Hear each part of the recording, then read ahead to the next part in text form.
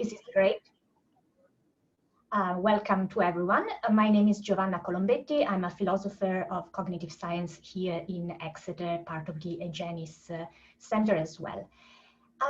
Before I'll be chairing this session, and this is the first time we do this this way, so hopefully everything will go okay. I have a few things to tell you before leaving the space to our speakers. So the first thing to say, I don't know if you've seen this, this has popped into my screen. This meeting is being recorded.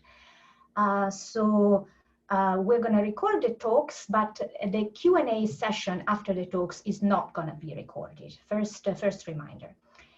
The other thing I need to tell us is, please, can you mute your microphones if you haven't already? And while the talks are ongoing, it would be, I think, better if you could also stop your video. So you feel free to then bring the video on when we move on to the Q&A session. And the other thing I need to tell you is a bit of how to deal with the questions and answers. So you're very welcome when the speakers are talking to use the chat and pop in questions into the chat. So I will do my best and monitor the questions that come in, but also please don't use the chat for having a parallel discussion. Otherwise, it's going to be very hard for me to spot the questions. And of course, it's not going to be very good for our attention. It's going to scatter our attention. So please just keep the chat for popping in questions. When it comes to question time, I will remind you, ideally, if you could use the digital hand function, so raise your virtual hand.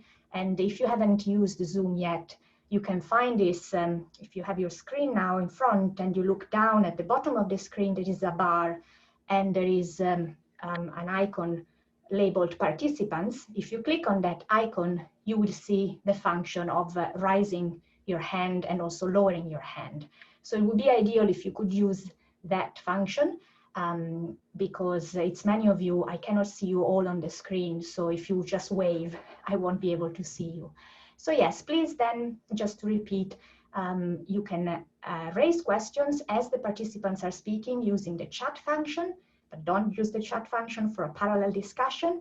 And then at the end of this speaker's talk, we're going to have a Q&A session where I will look at the questions in the chat, but also pick up questions that we will, I will ask you to ask questions by raising the virtual hand function. Okay, I hope this is clear enough. And so welcome then again.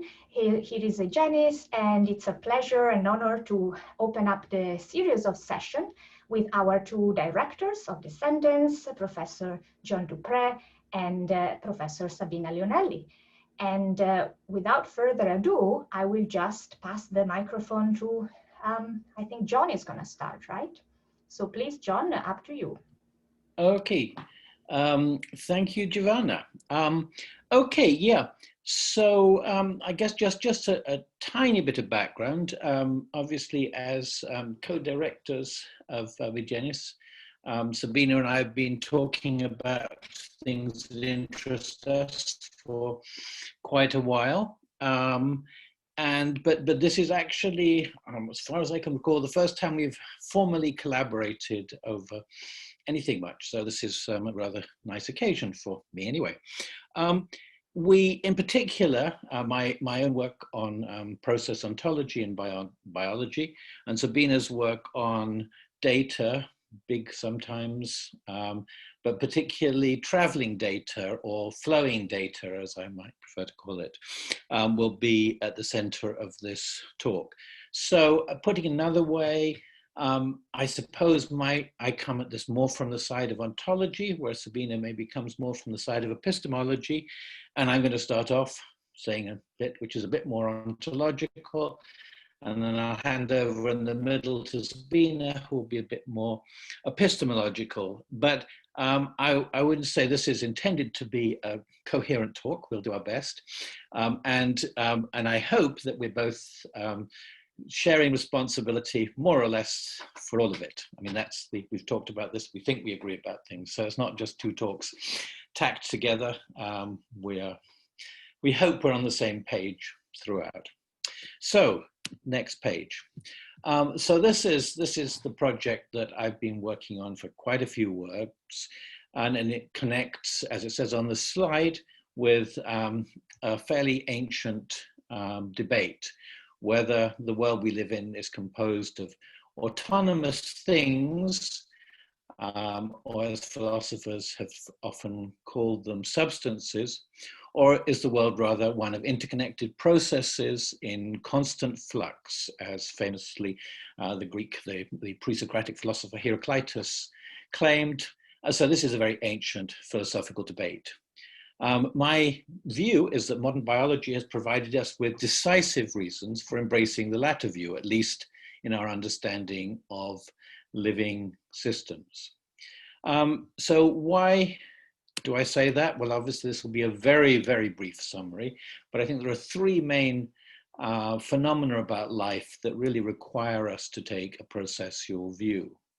Now, the first is a very familiar point. Living systems are not equilibrium systems.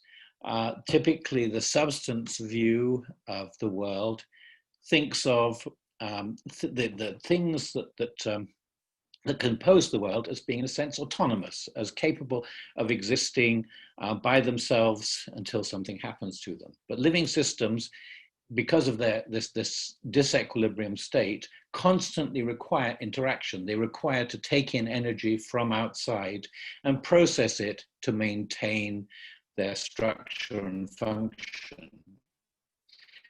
And this is a very, very far from the kind of stable, independent view typically embraced by substance theorists. Secondly, organisms have life cycles, and they pass through often drastically different stages. Now, I suppose it's not impossible for a traditional substance theorist to accommodate this. Indeed, probably Aristotle, the greatest substance thinker, claimed to do so, though perhaps by being quite processual in his thinking. But at any rate, the kind of changes envisaged are very difficult to make sense of in traditional substance thinking. I guess I should probably leave this as something I could say more about at the end, but won't now. And then finally, again, taking on this question of autonomy and independence, we've increasingly come to realize in recent years that organisms tend to be massively and obligately symbiotic. They require collaborations of many kinds with many other kinds of organisms, as we're all very familiar with. Our dependence on trillions of microbes in our guts, and this is typical of organisms.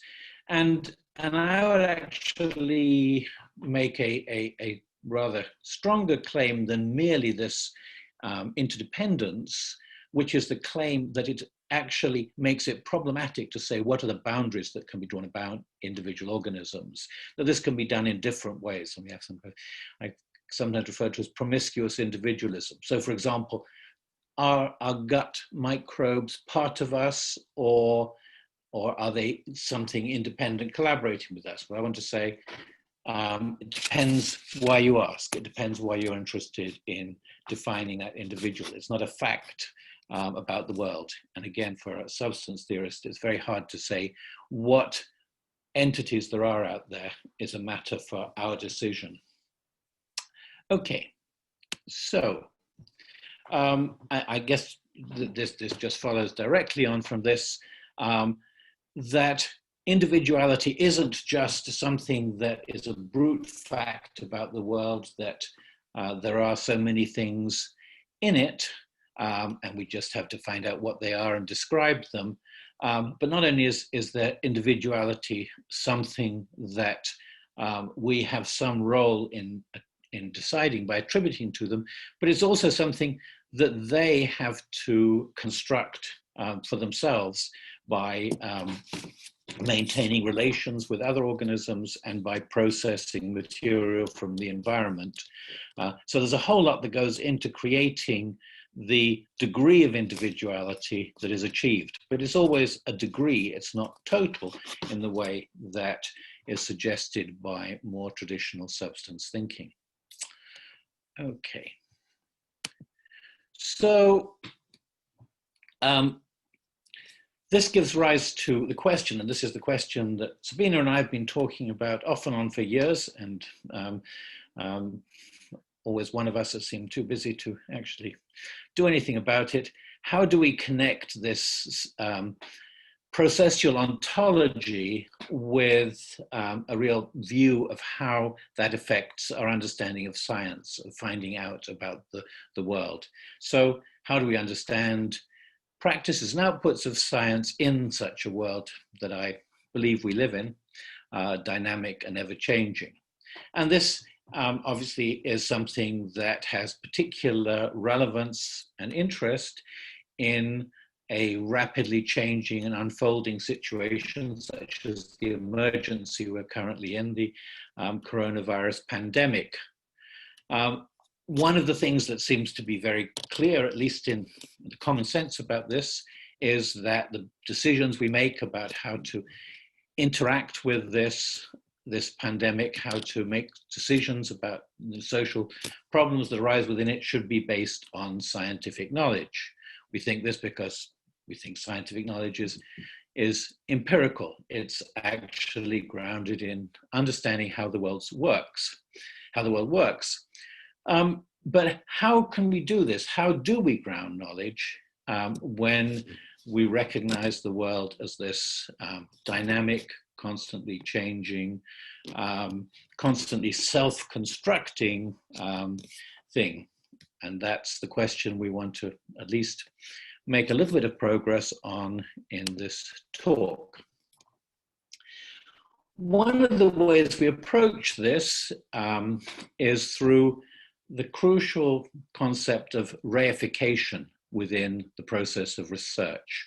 And I should make a little sort of clarification here, and with a nod to Regina Gagne, if she's somewhere in the audience, who has pointed out that I'm using this term in a slightly loose way, not one that would have been entirely endorsed by Marx, who of course introduced the term.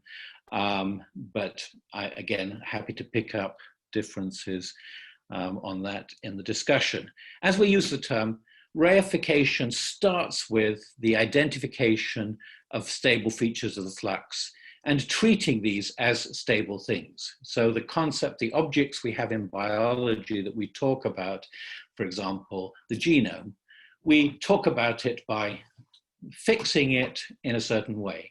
We fix it, say, as a sequence of nucleotides, which is a very stable entity, or stable something. And we treat it as being stable. And it's perhaps an absolutely unavoidable feature of any kind of empirical inquiry that we somehow nail down these stable things to talk about, think about, experiment upon. And indeed, it seems that this fact about inquiry makes a substance metaphysics, a metaphysics of things, so natural, appealing, and perhaps even inescapable. I mean, you can make an argument that somehow substance ontology is just what we need to assume to make sense of science. I think I've heard people say this. Obviously, I don't entirely agree with it. Now, we in talking about reification, we want to distinguish two stages, and just with a nod back to the not quite Marxist nature of reification here. These two might be called reification and fetishization by Marx, but we thought the term fetishization probably has connotations that would be distracting in this case. So the stages of reification that interest us are first the phenomenon to the object. We create what we call epistemic objects, with a nod to Hans-Jürgen Reinberger, meant to capture features of the world or phenomena in order that we study them. We somehow create these stable epistemological objects. We then move back from the object to the phenomenon when we infer some understanding of features of the world from the epistemic objects we created to study them. Okay. So here is an absolutely key point in the present context in trying to understand how we make an epistemology for a world of flux, a process world, that both the objects we create and the phenomena they're taken to document have their own dynamics and change in time and space. Well, we'll explain both of these in more detail. And here's the key problem. We really can't assume that the ways in which epistemic objects and phenomena change over time track one another. They're independent, dynamic, evolving processes, and there's no a priori reason, or probably even a posteriori reason, to suppose that they're going to keep track of one another. So this is, we think, quite a serious problem. And that's what we're going to, again, try and talk about a little bit for the rest of the talk, and particularly with focus on this question about COVID-19. And what we want to do, of course, is to try and explain what the dangers, at least, and we hope some opportunities are from thinking in this kind of way. Now, so what we're mainly focused on is the risks involved in failing to acknowledge the existence of these stages of reification and their epistemic role in scientific inquiry.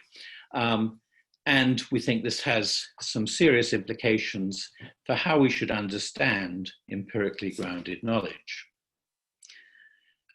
and what that is. Okay, so now let me start out the actual focus on corona by saying some things about viruses and COVID in particular. So here's the kind of interpretation of the reification of the virus.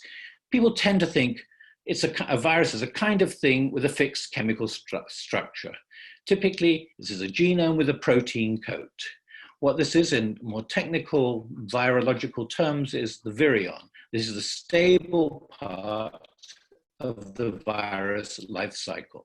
It's a little particle that you hope isn't floating around in the air in your vicinity. The particular SARS virion has a large RNA genome. It has a protein capsule, and it has actually an external lipid membrane in which the famous spike proteins that we see on the news every night lurking behind the newsreader, sticking out from the membrane. The membranes, incidentally, I won't pursue this, but I think it's an interesting and not much discussed point about the historical kind of embeddedness of these particles.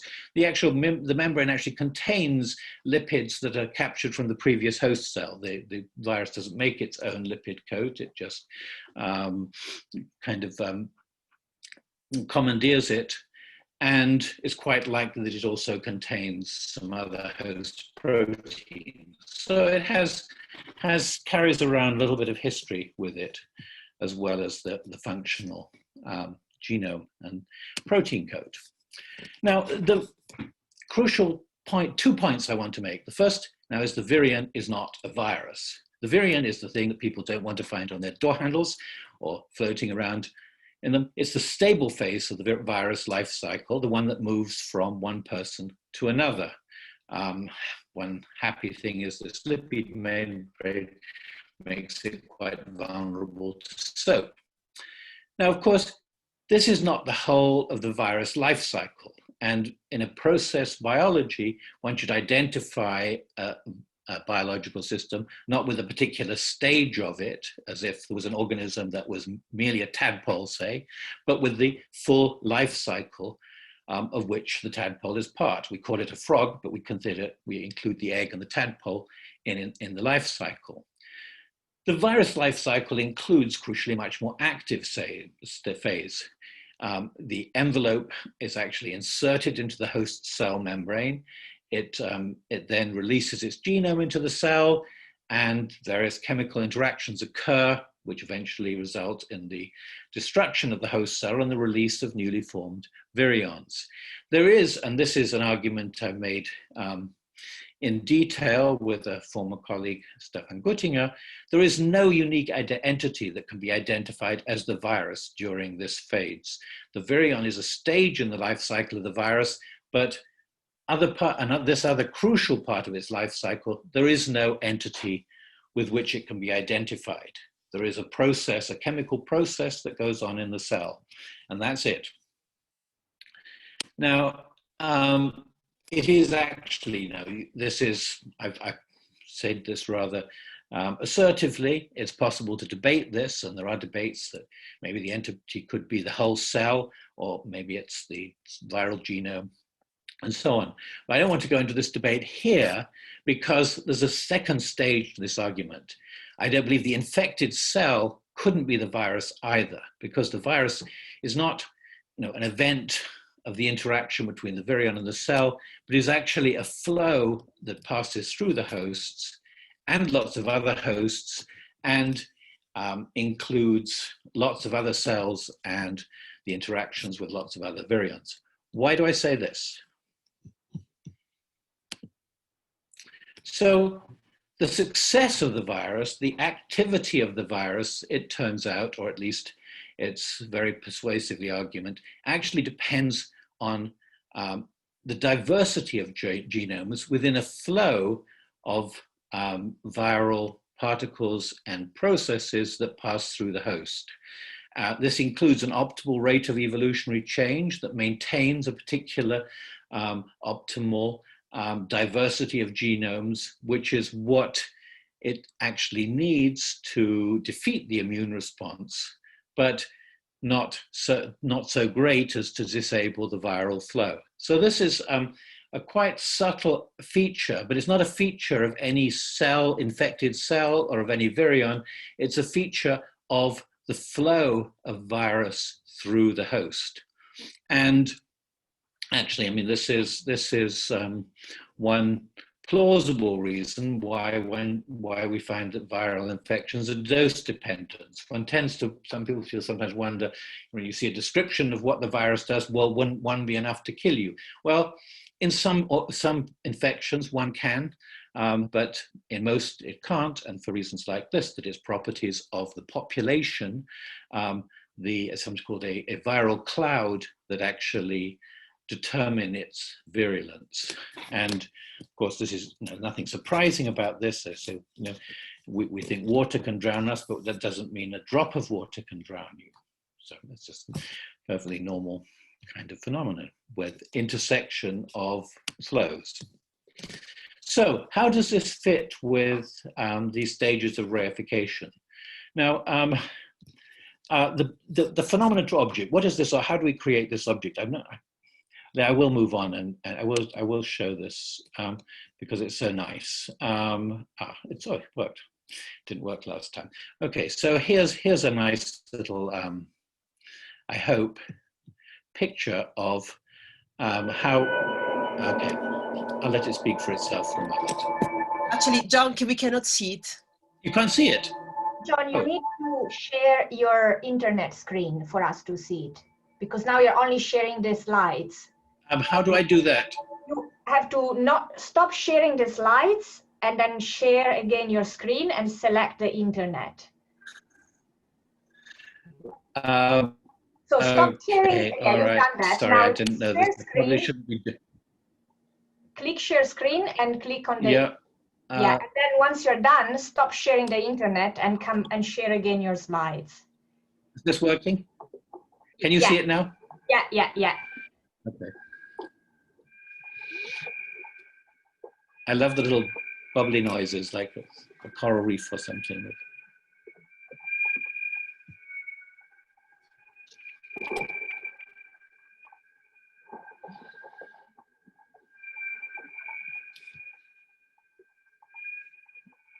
Oh, it's right at the end. It was running all that time. It's nice show. A little bit more.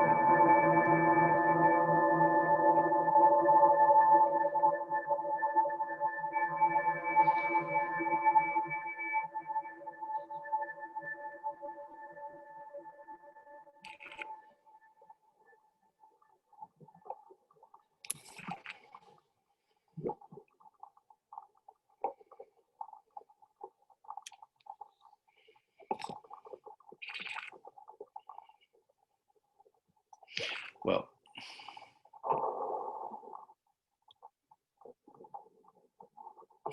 I think you probably get the idea. Now, how do I get back to? You basically share the screen again and select again the PowerPoint presentation. Okay, right. Oh, Yeah, great. Yeah, it's working. Am I the only one who's still hearing the noises? Yeah, we're still hearing the noises. Anyhow, okay, they'll go away. Anyhow, so this just, I guess two things I want to say about it. One is fantastic bit of science. A fantastically noisy bit of science, but I hope it.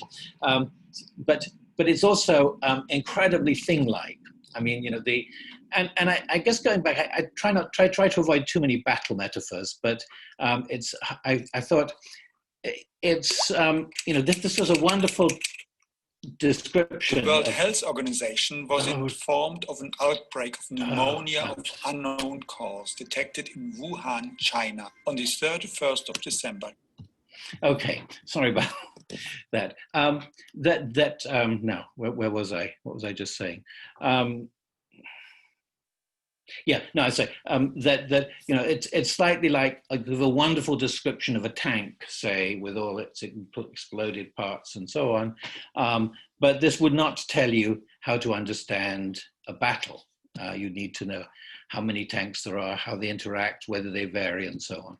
And I think that's, you know, this is what you saw was a wonderful description of a tank in this metaphor, but not something that really enables you to understand the disease coronavirus. Okay, so that was, okay. So these mechanistic models motivate all kinds of chemical interventions. There's lots of drug discovery that we can do by looking at a thing like that and seeing how we might break it up or stop it from working.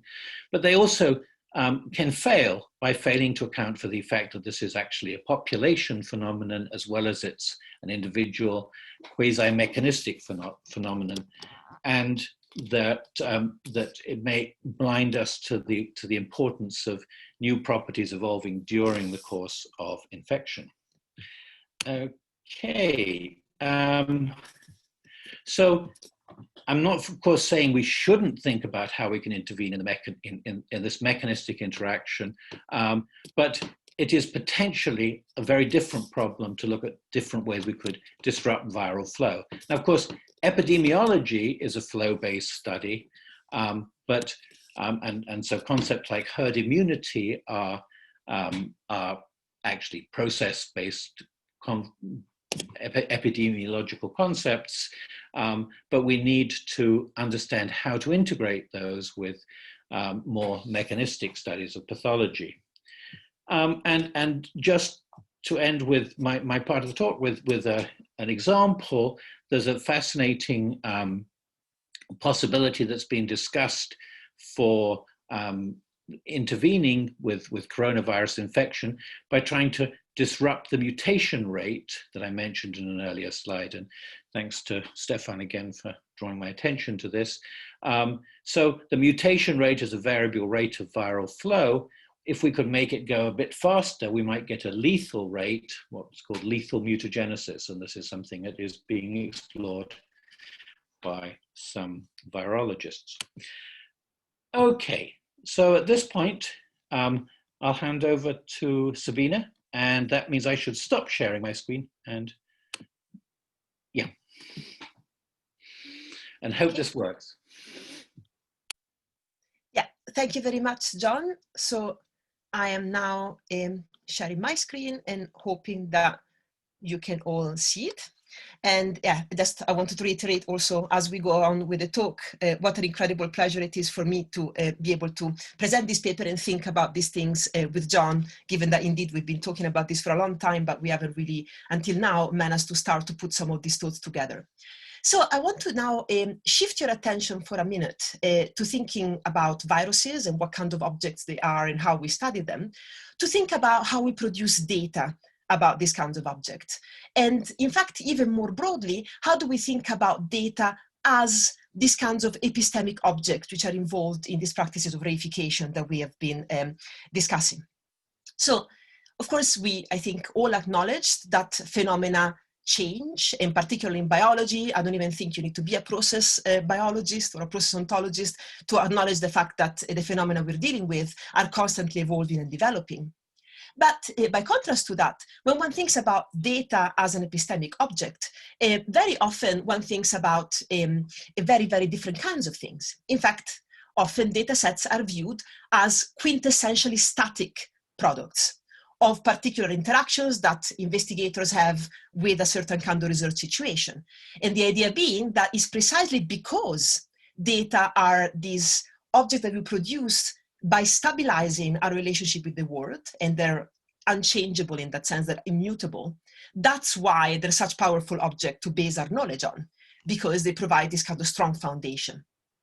Now, I've been also spending a few years defending a very different view of data, which we call the relational view. And that's the idea that data, in fact, acquire value and change their value as evidence as they travel. And in fact, as data travel through different environments, are picked up by different kinds of researchers or different people that want to use data as evidence, they themselves tend to change. So the very object in which data are encapsulated, if you want, the medium of the data, tends to change. Data can change their format. They can change the components that are traveling on. They can change their structure. They very often change the order in which they're presented and they're arranged. And this often happens so that data can travel. For instance, in an obvious way, we can take data which are in an analog format and transform them into digital data. But in fact, these changes to the object themselves shift the ways in which data can potentially be used and interpreted as they travel along. So the idea of the relational view of data is in fact to point to the fact that data are not really static objects, but they are mutable. And in fact, it's better to think about them as sort of lineages. So an object that keeps transforming itself as it moves different contexts and different contexts of use.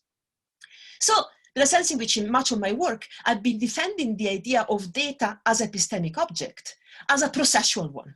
And of course, that raised questions between me and John about how that, in fact, matched his ontological view on process biology. And here is just an illustration that I very often use to think about how different types of data from different sources get inserted in different types of data infrastructures. That can be databases, archives, all sorts of different things like that. And then, get used in lots of different ways. And people can go into this very complex data ecosystem and pick up the data and put them together and use them.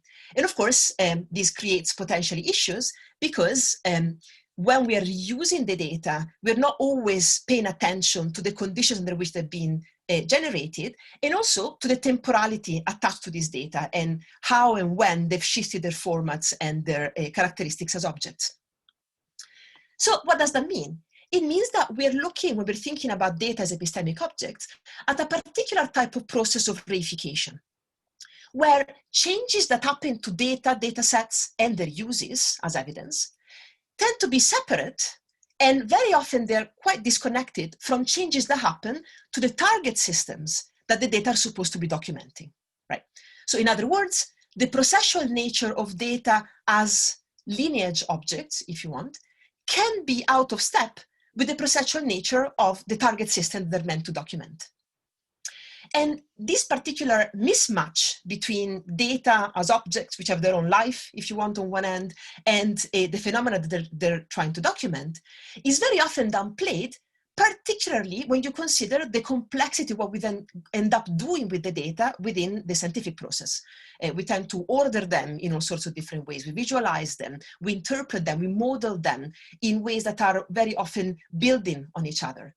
And so we end up creating representations of specific phenomena by clustering data in different ways through data infrastructures, data mining, algorithms, and models. Now, this represents a very strong form of reification, because what we have here is not just a set of objects that come out of our interaction with the world, but are objects built on pre-existing objects, and very often, again, on pre-existing objects like a big house of cards, that all of them are making assumptions about at which stage of the life phenomenon the phenomena that we're documenting is actually being documented, and what characteristics the data have as objects. So this kind of reification is particularly pernicious in situations, of course, of big data analysis, where very often people just forget where data have come from in the first place, or what kind of information we had about the creation of the data, and go on and integrate them and use them all together without really much regards to that. Now, let's take this point about the life of data, if you want, and go back to the question of viruses. Now, one of the things that one notices when looking at data infrastructures created to study viruses is that the temporality of the moments in which researchers have intersected with viruses in order to study them is very often not very well recorded. And yet this temporality actually is very, very important to the interpretation of the data and creating reliable models. Now, this is already quite clear when one looks at very constrained and highly controlled research environments, like laboratory experiments on E. coli, which is the quintessential microbial model system. It's a bacterial model system. And this situation where you have lab strains that actually already have a very small fraction of the genetic diversity you would normally find in wild species. And even despite that, and despite all the controls we have on the ways in which we experiment on these strains, the strains evolve. And in fact, they can never really be assumed to be the same as earlier generations. That means that the data you extract from interactions with these model systems are not necessarily always comparable. And one needs to keep in mind these potential differences when evaluating what may be coming out of putting all this data together, data which have been acquired through different generations of even the same strain, or what's supposed to be the same strain. Now, when one thinks about viruses, viruses actually are pretty much the only entity that's supposed to evolve faster than bacteria. And so you'll find this problem multiplied.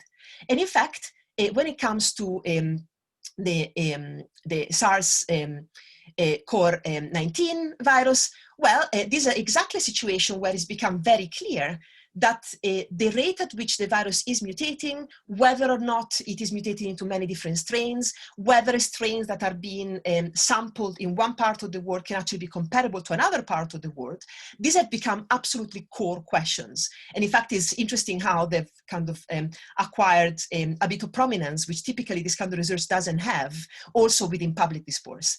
So it's become quite clear that it matters enormously whether and how viruses mutate, how the sampling of a certain interaction with a virus is timed, the nature of the sampling, and what that means for data generation and subsequent uses of that data.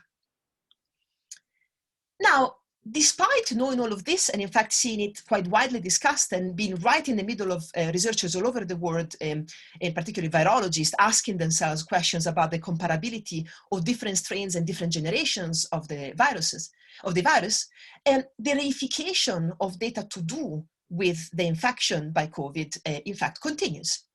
One of the examples we want to make quickly is the example of COVID testing and related calculations of infection rates. So the calculation of our infection rate depends, of course, on assumptions that are built into the data. And we've seen this play out even today in the front page of most of the main newspapers. It matters a lot who is actually being tested. Are we only testing people who are symptomatic of the disease, or are we testing the many people who turned out to be asymptomatic but still being carrier of the disease? Are these test results actually immediately inserted in an infrastructure that allows us to take account of all the test results?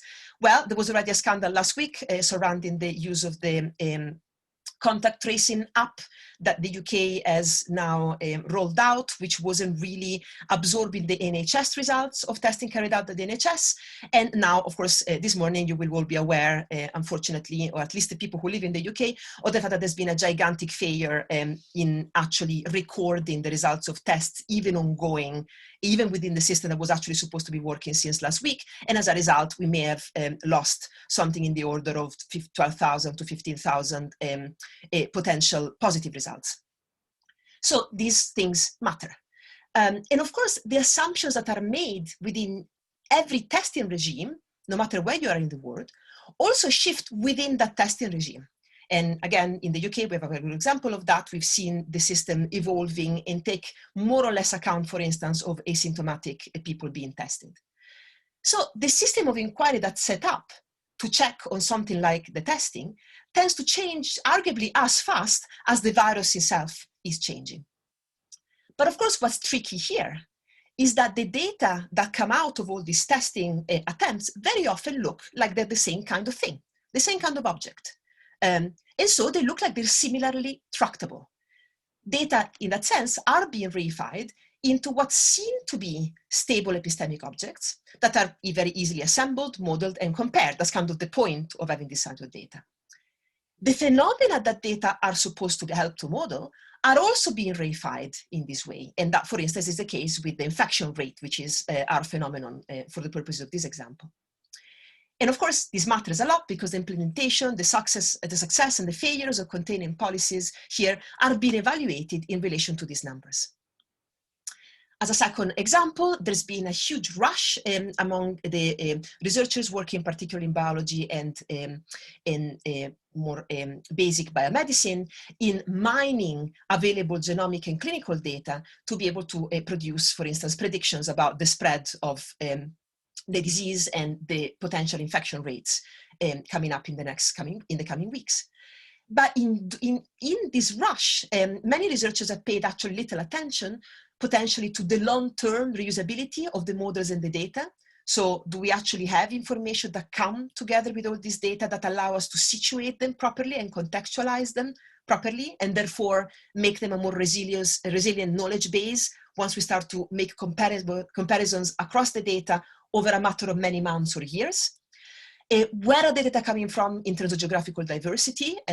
What are the data sources? And particularly, what do we do with data that may not be quite as visible, maybe as data coming from the UK or the US, because they come from countries with less research visibility? I've been myself involved partly in research that was happening in Italy already at the beginning of March, based on data that was coming from really basically GPs, so general practitioners and frontline hospitals that were signaling already the fact that oxygen saturation in the blood of patients was a very important predictor for particularly severe cases of COVID. But in fact, because we didn't really have very good infrastructures to bring those data together from different parts of the world, it took a long while, comparatively speaking, for some of those results to be observed and to, in fact, be assimilated into public health measures. And of course, in all of this, there is constantly possible misunderstandings of findings. And this, I think, was particularly relevant when we think about all these potential scandals that involve the publication of preprints in preprint repositories. These, as we are all aware, are papers that haven't been peer-reviewed, that have been produced quickly and are out for the community of experts, in a sense, to evaluate. But in fact, during especially the first stages of the pandemic, were picked upon by the press and immediately transformed into a ready-made and verified result, which actually created a lot of problems when it comes to communicating knowledge. So we see here a lot of potential for what we would call a type of pernicious reification that is in fact not beneficial to the making of knowledge, and certainly not reliable knowledge. In fact, one of the issues here is that the vast majority of the data infrastructures and the mining tools that we use to try and interpret all these data assume, to some extent, a substance ontology for the underlying phenomena and also for data themselves. There is a very static definition of what people in this field call a knowledge base. There are very few systemic provisions for capturing change in the phenomena as it occurs within these systems, and also very few systemic provisions to capture the temporality of the data themselves.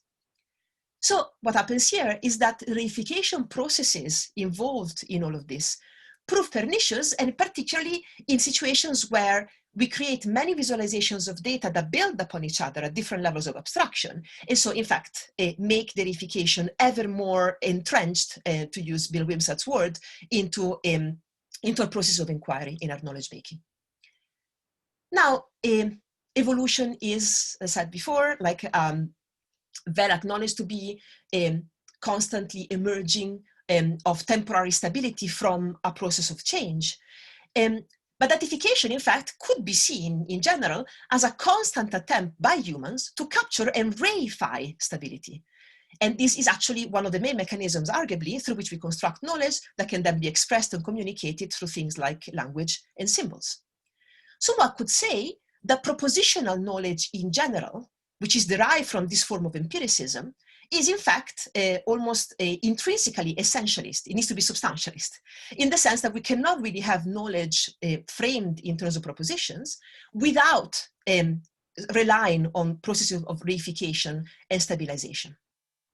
So the question that we came to in considering all of this is, well, so is thinking about empiricism itself, this type of approach to epistemology as a processual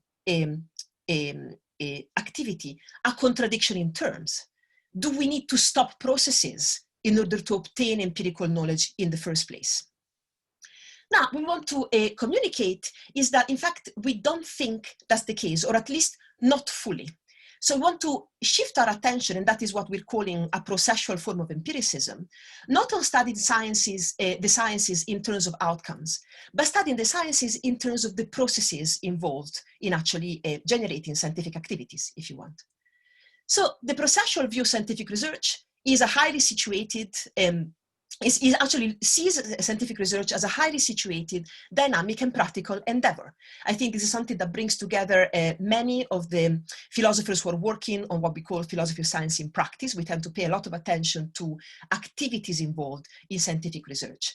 And I think the case that I've been spending some time in studying, which is data-centric science, is a very good case of this, because this is a situation where we cannot even equate this data-centric way of operating to a particular mode of reasoning, because in fact it encompasses many of them. But it is in fact a normative vision of how scientific knowledge should be produced. So if you want, is a methodological procedural view on how to do research. If we take this view of processual empiricism, that I think we both think have quite a strong effect in shifting the burden of proof for researchers that are trying to produce knowledge. What needs explanation is not change, but rather the stability of the phenomena that have been looked at. And this is a key issue for researchers that are trying to bring together and integrate data that are being collected from many different sources for the purposes of interpretation. So for instance, researchers can ask themselves, and many do in fact, what assumptions are being made around the stability of the underlying phenomena? What are we actually capturing of the world, and how are we doing this? And what implication does this have for how we interpret the data? And also, of course, they're asking, how do you track and account for the temporal dimensions of research? For how, when, and on what data are being collected, and what this means when you start to have a mass of data that you're trying to evaluate all together as a single and unique body of evidence. Now, I think this brings us to a view of processual empiricism, which embraces many of the central tenets of social studies of science in a more general sense. We have proposed the idea that change as a condition of persistence is a better working assumption for researchers to work with than assuming persistence with the possibility of change. And that goes not just for biological phenomena per se, but also for the systems of inquiry that we're thinking with. And this, I think, echoes with the idea of co-production that is being very popular within STS. And this is understood in a very broad sense as pointing to the entanglement between researchers and the subjects of research. I think Andy Pickering referred also to this as a dance of agency. And I think that's exactly what we're seeing, hopefully reflected and parallel to the analysis that we're proposing here. And in fact, not only it makes sense of the familiar ways in which science constructs its research objects, but we want to stress here the plastic and the developing nature of the researchers themselves in interacting with those systems. And it also points, of course, to the importance of things like interdisciplinarity, pluralism, and in fact, the openness of science. There is a crucial role here for opening up the research process to the greatest possible number of resources so that they can be constantly compared and worked with each other. Now, there's many potential implications that we can draw from this view. We're going to very, very quickly go through just a few of them, which are huge, and hopefully we can go into the discussion about this. One of the questions one could ask immediately, especially when focusing on the situation that we're facing now with the pandemic, is, well, you talk about viruses here, and you talked about the research system, but what about humans? What about humans as biological entities, and what about humans as researchers themselves? Now, we're very aware of the fact that, just for the purposes of time here, we focused our discussion on the issue of viruses as biological entities. And of course, things get much more complicated when considering human hosts and how the biology and biomedicine of humans responds to infection. And I think this is very much underlined by the awareness that we have, and that keeps increasing, of the systemic impact of COVID infection on all bodily functions and bodily systems. But I think, we think that this actually speaks to what we're talking about here, that this would be a very important thing to analyze with this processual nature of inquiry in mind. What about science itself? Well, that speaks, if you want, against the current reward system in science, which are pushing researchers to focus on the quantity and the short-term impact of results. And we think that actually this was one of the reasons why many researchers, particularly in fields like biology, biomedicine, epidemiology, and even data science, have been already primed coming into work on the pandemic to look for, if you want, low-hanging fruits, which are very specific to their way of thinking about things. And that meant having many researchers that didn't really devote enough attention towards developing data sets and models for longer term use, didn't really pay enough attention to diverse type of data sources, as I discussed before, and also they spent enough time reflecting on the broader impact of the results that were being put out and ensuring that there was engagement by relevant stakeholders, both with different scientific expertises, but also with many different types of expertise that were relevant here, such as from public health, water, and social services, for instance, that weren't really brought into these kinds of research. And of course, there is a very big question where it's almost a joke to ask it, obviously, here. What about society? There's, obviously more than enough to say about this, and our colleagues are the experts on this. But of course, we can ask, what about contextualizing the biology of the pathogen and its human hosts into a complex sociopolitical landscape?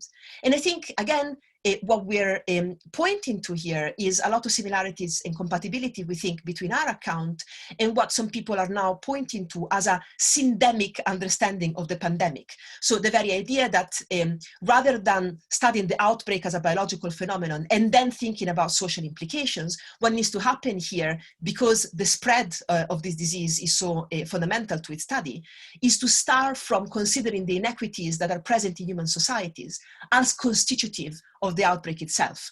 And this is this idea of syndemic, which has been defined as a set of closely intertwined and mutual enhancing health properties that significantly affect the overall health status of a population within the context of perpetuating configuration of noxious social conditions. This notion obviously has large implications for epidemiology and public health, and we think is very much running along our conception of what may constitute a processual empiricism. Now, we want to point to at least one tentative conclusion from these considerations, which of course are very broad. And this is, what does it all mean for the idea of knowledge in general that we tend to have? Now, in many parts of philosophy, there is an idea of knowledge that's very popular still, and that's the idea of knowledge as justified through belief that is typically expressed through propositions or actions. Now, there's lots to discuss, of course, here, but what we contend is that this view of knowledge, in fact, demands, not just implies, but demands both of the types of reification that we'll be pointing to. The phenomenon to objects reification, because the propositions that we think knowledge is here, which typically take the forms of explanations, are taken to represent phenomena very often isomorphically, so they correspond to what we think is out there in the world. And in fact, this goes along with the correspondence theory of truth, which many of us have been involved in critiquing over the last few years.